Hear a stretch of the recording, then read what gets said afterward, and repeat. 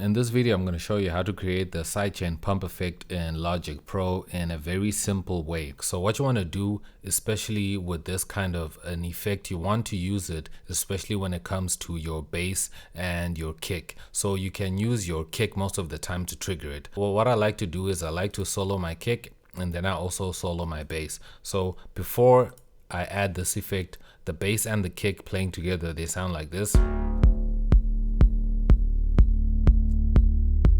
So the bass is just sustaining, it's not really creating room in the low frequencies for the kick to really cut through. So that's why we most of the time use this pumping effect. So how you want to do this is you want to come here to your bass channel and then you want to come to the effects and then you want to add a compressor and you want to come here to sidechain over here on the right side and then you want to come here to the kick and then select the kick to trigger the sidechain effect. And right now you can see and hear that it's actually creating this pump effect.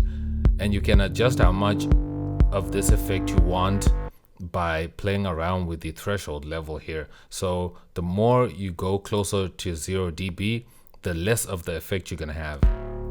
So you can see the effect is basically off right now. And the more I start to go down, the more it increases.